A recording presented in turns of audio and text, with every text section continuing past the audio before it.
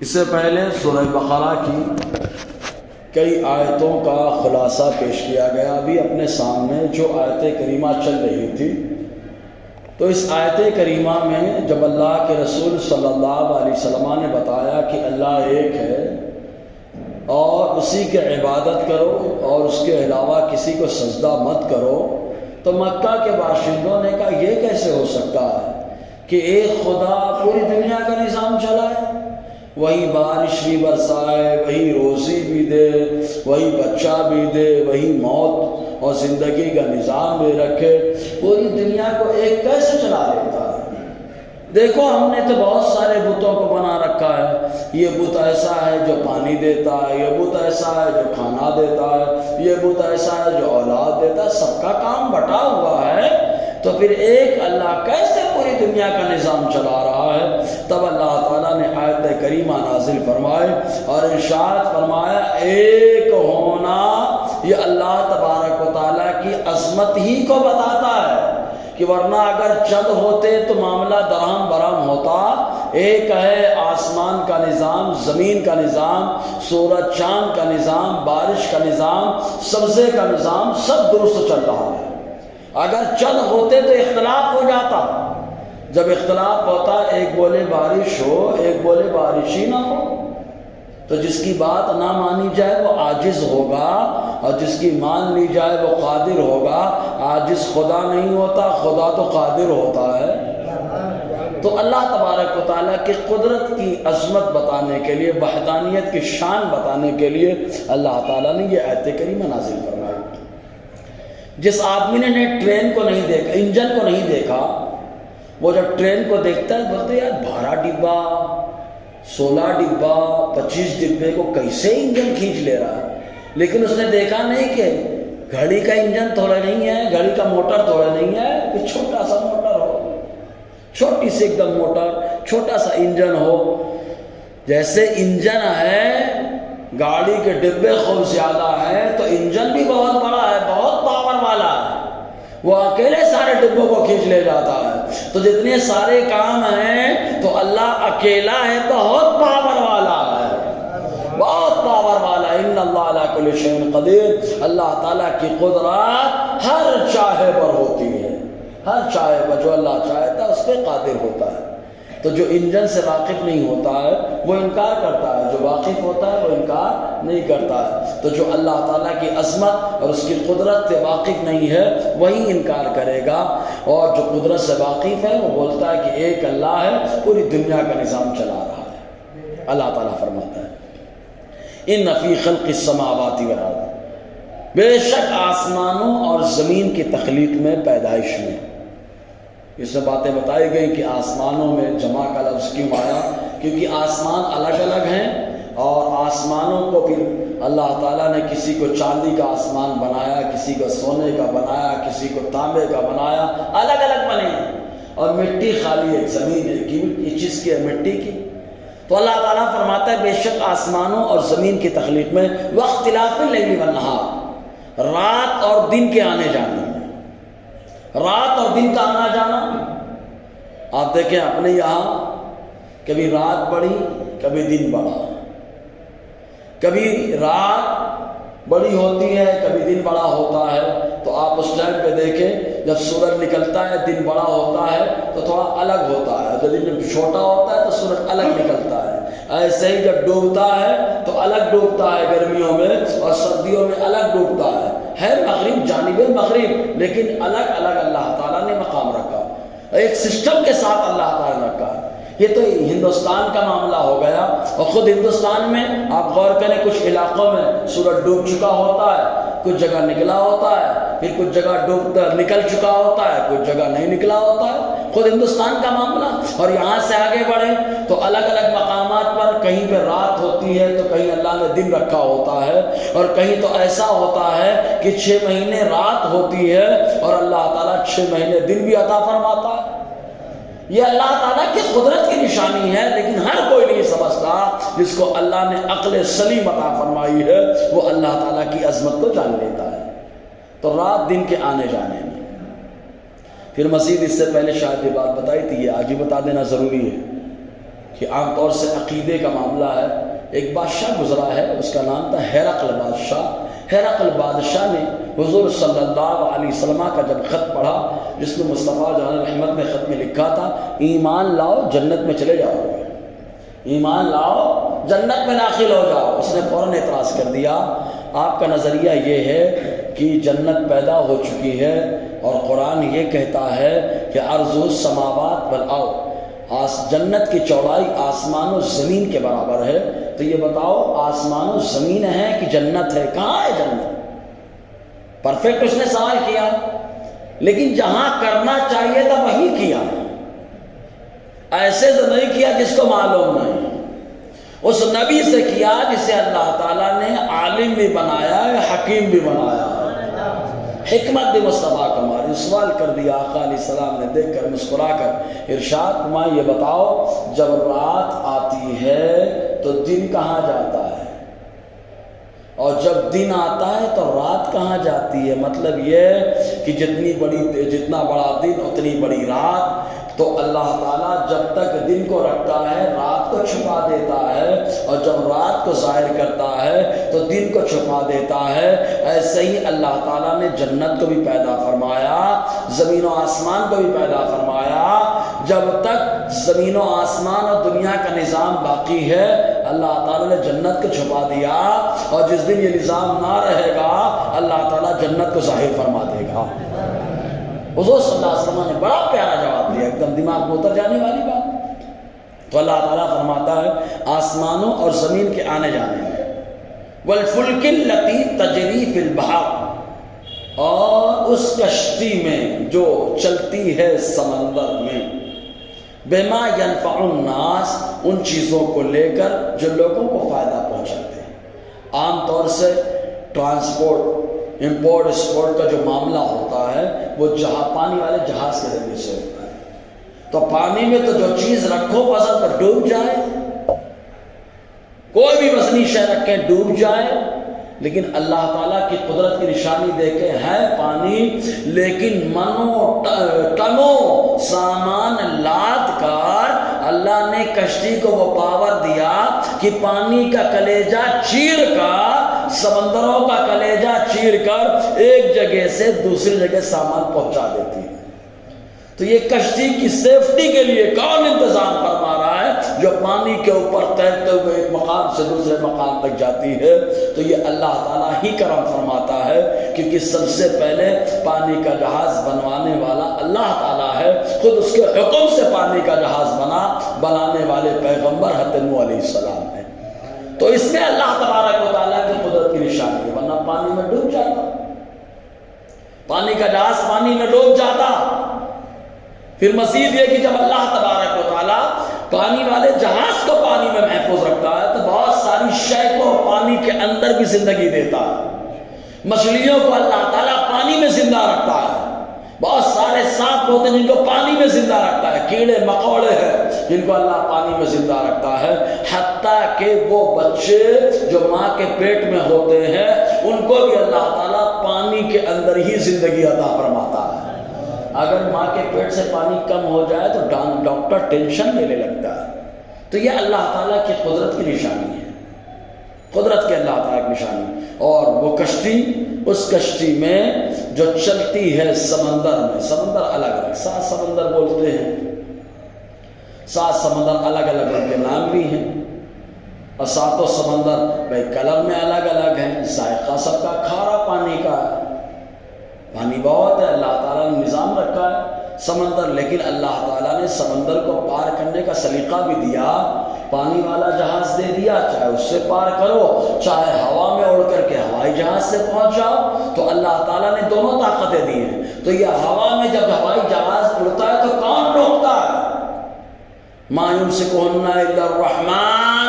اللہ تعالیٰ فرماتا ہے ان پرندوں کو دیکھو جو ہوا میں اڑتے ہیں، ان کو ہوا میں کون روکتا ہے؟ کہا رحمان روکتا ہے.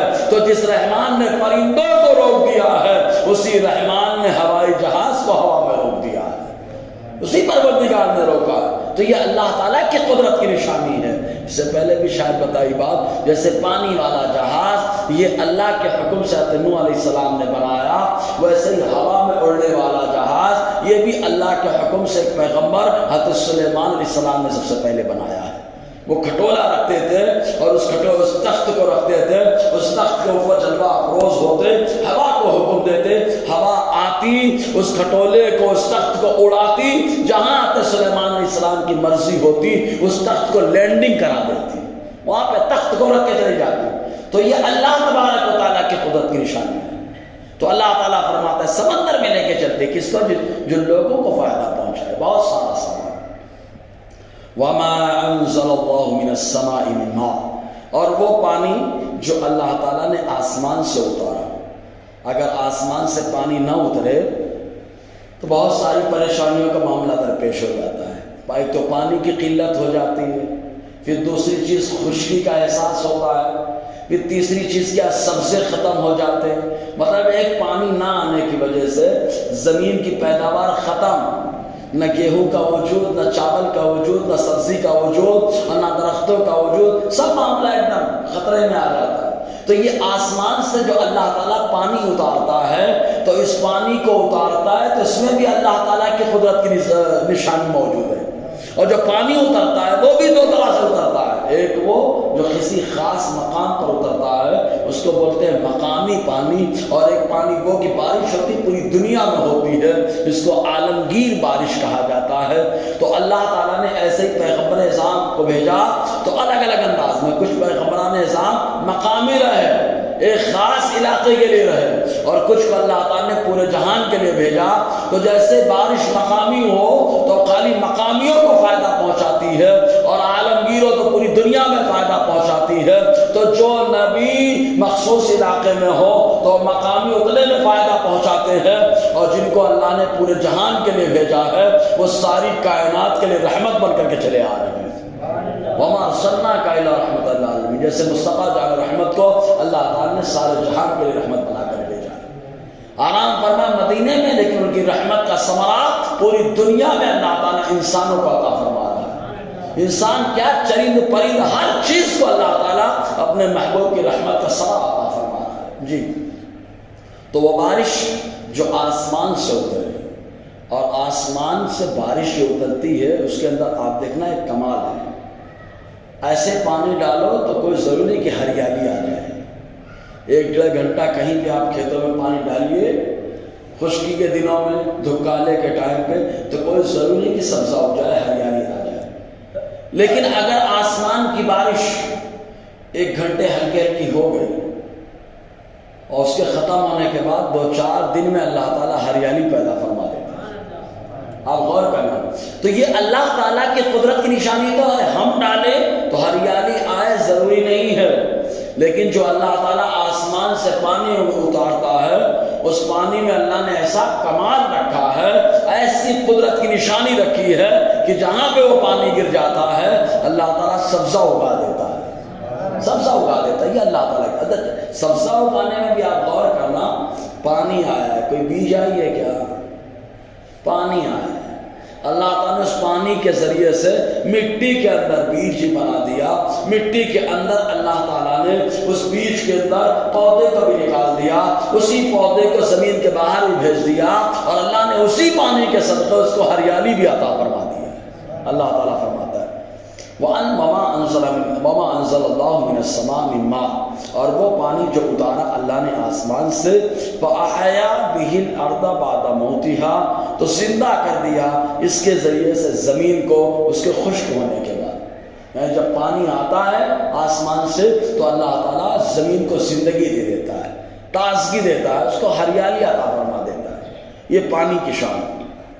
اور جب ہریالی ہوتی ہے تو ظاہر سی بات ہے تو پرندے بھی آتے ہیں، جانور بھی آتے ہیں چرنے کے لیے۔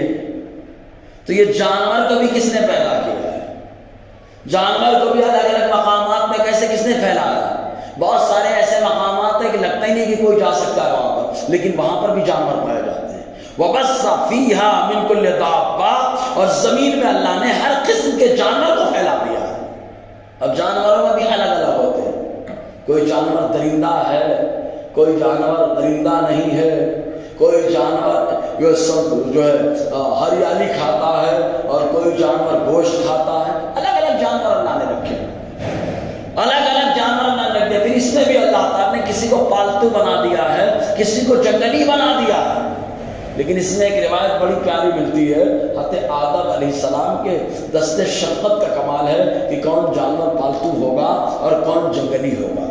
حضرت آدم علیہ السلام جب حج کرنے کے لیے پہلی بار تشریف لے گئے، ہندوستان کی سرزمین سے پہنچے مکہ، وہاں پر میدان عرفات میں عرفہ کے دن آپ جلوہ افروز تھے، تو جتنے جانور تھے سب حضرت آدم علیہ السلام کے پاس آ گئے۔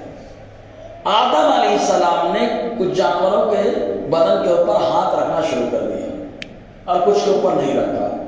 جن جانوروں کے اوپر ہاتھ نہیں رکھا وہ جانور جنگلی ہو گئے، اور جن جانوروں پہ حضرت آدم علیہ السلام نے ہاتھ رکھ دیا ہے، اللہ تعالیٰ نے انہی جانوروں میں محبت رکھی ہے اور انہی جانوروں کو پالتو جانور بنا دیا ہے۔ تو یہ حضرت آدم علیہ السلام کے دست شفقت کا واسطہ رہا کہ اللہ تعالیٰ نے اس کے صدقے میں پالتو جانور بنا دیے۔ تو رب فرماتا ہے وَبَثَّ فِيهَا مِن كُلِّ دَابَّةٍ، اور اس میں پھیلا دیے ہر قسم کے جانور، وَتَصْرِيفِ الرِّيَاحِ، اور ہواؤں کا چلنا، یہ بھی اللہ تعالیٰ کی قدرت کی نشانی ہے۔ حضرت عبداللہ ابن عباس فرماتے ہیں ہوائیں کئی قسم کی ہوتی ہیں، کئی قسم کی ہوتی ہے۔ کچھ ہوائیں وہ ہیں جو عذاب لے کر آتی ہیں، اور کچھ ہوائیں وہ ہیں جو رحمت کا سامان ہے۔ تو اللہ تعالیٰ نے الگ الگ ہوا رکھی ہے، آپ خود محسوس کریں۔ ایک ہوا اگر عطار جو عطر فروش ہے اس کی دکان سے گزرے تو خوشبو لاتی ہے، اور ایک ہوا اگر گندی جگہ سے گزرے تو بدبو لاتی ہے۔ تو ایسے ہی جو ہوا جہاں سے گزرے وہاں کے اعتبار سے اس پر حکم آتا ہے۔ تو فرماتے جو ہوا آقا علیہ السلام کے دائرے محبت سے آتی ہے، اس ہوا کے صدقے اللہ تعالیٰ پھلوں کو پیدا فرماتا ہے، پھلوں کو پیدا فرماتا ہے۔ تو ہواؤں میں بھی اللہ نے الگ الگ تاثیر رکھی ہے، یہ اللہ تعالیٰ کی یہ بھی عظیم قدرت کی نشانی ہے۔ والسحاب المسخر، اور وہ بادل جو آسمان و زمین کے درمیان مسخر ہیں، قابو میں ہیں۔ اچھا، بادل الگ ہے، آسمان الگ ہے۔ آپ غور کرنا، بادل ٹکڑے ٹکڑے میں رہتا ہے، اور بادل ٹہلتا ہے ادھر ادھر جو ہے نا، لے کے پانی لے کے جا رہا ہے، یہ بادل پانی لے کے جا رہا ہے، یہ لے کے آ رہا ہے، یہ پانی گرا رہا ہے۔ بادل پانی لاتا لے جاتا ہے، اور یہ بادل آسمان و زمین کے درمیان ہوتا ہے۔ تو اس کو اللہ تعالیٰ نے آسمان و زمین کے درمیان رکھا، نہ بالکل زمین پہ اتار دیا، نہ بالکل آسمان سے سٹا دیا، اللہ نے بیچ میں رکھا۔ تو بیچ میں اللہ نے اس کو رکھا، یہ بھی اس کی قدرت کی عظیم نشانی ہے کہ وہ بیچ ہی میں رہتا ہے، اللہ نے وہی اس کو مقرر کر دیا ہے۔ اللہ تعالیٰ فرماتا ہے لآیات لقوم یعقلون، نشانیاں ہیں ایسی قوم کے لیے جو قوم ہوشیار ہے، عقل رکھتی ہے، دماغ رکھتی ہے۔ جیسے کہ بوڑھی عورت کے بارے میں بتایا گیا کہ جب اس سے پوچھا گیا یہ بتا تو چرخہ کاٹتی ہے تو اللہ تعالیٰ کو کیسے پہچانتی ہے؟ تو اس نے کہا میں اس چرخے سے جانتی ہوں۔ کہا کیسے؟ کہا اس لیے کہ چرخہ میرے چلائے بغیر چلتا نہیں ہے، جب میں چلاتی ہوں تب چلتا ہے۔ یہ چھوٹا سا چرخہ میرے چلانے سے چلتا ہے، تو یہ دنیا کا چرخہ میرے رب کے چلانے سے چلتا ہے نا۔ تو یہ عقل مند جو بھی ہیں اللہ تعالیٰ کے وجود پہ یہی سے غور کر لیتے ہیں، اور ان کو معلوم ہوتا ہے کہ خالق وہ جس نے سب کو بنایا ہے، خالق وہ نہیں ہوتا جس کو انسان نے بنایا ہوتا ہے۔ تو یہ اللہ تعالیٰ کی قدرت کی عظیم نشانی۔ اسی لیے امام اعظم حنیفہ رحمۃ اللہ علیہ ارشاد فرماتے ہیں اگر کوئی شخص ایسی جگہ ہے کہ وہاں پر کوئی نبی یا کوئی پیغمبر تبلیغ کے لیے نہ پہنچا ہو، یا ان کے کوئی نائب نہ پہنچے ہوں، تو ایسی صورت میں وہ اللہ تعالیٰ کے وجود کو پہچانے، تمام حالات کو دیکھ کر، سورج کو دیکھ کر، چاند کو دیکھ کر، تمام چیزوں کو دیکھ کر، اسی دیکھنے کے تعارف کو حضرت ابراہیم علیہ السلام نے سکھایا اس انداز میں کہ جیسے ستارہ نکلا کا یہ رب ہے، کیونکہ لوگ ستارے کو اس زمانے میں پوجا کرتے تھے، کہا یہ رب ہے۔ ستاروں کو دیکھ کر کے کہا، مطلب ذہن دے رہے ہیں آپ کہ غور کرو، غور کرو کون ہے، یہ رب ہے۔ اور جیسے نکلا شام تک نہیں، یہ نہیں ہو سکتا، تو یہ ہوگا، تم لوگ اس کو رب کہتے، اس کی پوجا کرتے، عبادت کرتے۔ اور جب وہ ڈوب گیا، سورج نکلا تو کہا یہ ہوگا۔ تو تو آتے ابراہیم علیہ السلام نے جو سوالیہ نشان قائم کیا خالی اس لیے کہ انسان غور کرے اللہ تعالیٰ کی ذات میں، اللہ تعالیٰ کی صفات میں۔ اللہ تعالیٰ نے خود انسان کو بنایا، انسان اپنے وجود پہ غور کرے کہ مٹی تھا، خالی مٹی، یہ میں اکثر بتاتا ہوں، خالی مٹی انسان تھا۔ اسی مٹی نے اللہ تعالیٰ نے ایسا کمال دیا، ایسا کمال دیا، اسی مٹی میں اللہ نے ہڈی بنا دیا، اسی مٹی میں اللہ نے کھال بنا دیا، اسی مٹی میں اللہ نے بال بنا دیا، اسی مٹی میں اللہ نے گوشت بنا دیا، اسی مٹی میں اللہ نے دیکھنے کی طاقت دے دی، اسی مٹی میں اللہ نے سنگنے کی طاقت دے دی، اسی مٹی میں اللہ نے سننے کی طاقت دے دی ہے۔ تو یہ سب تو انسان خود اپنے بارے میں غور کرے تو اللہ تعالیٰ کے وجود کا قائل ہوگا کہ وہ پروردگار جس نے مٹی میں یہ کمال دیا ہے تو اس کے اندر زمین و آسمان چلانے کا بلا شبہ کمال پایا جاتا ہے نا، بلا شبہ کمال پایا جاتا ہے۔ انسان خالی چیزوں پر غور کرے تو یہ اللہ تعالیٰ فرماتا ہے لآیات، یقیناً نشانیاں ہیں، لیکن سب کے لیے قوم یعقلون، ایسی قوم کے لیے جو عقل رکھے۔ اب اس کے باوجود جب اللہ تعالیٰ کی وحدانیت کو بیان کر دیا گیا تو کفار مکہ ماننے کے لیے راضی نہیں، مخالفت کرنے لگے، تب اللہ تعالیٰ کے رد میں آیت نازل فرمائی، انشاءاللہ اس پر روشنی رہے گی۔ اللہ تعالیٰ ہم سب کو فیضان قرآن برکات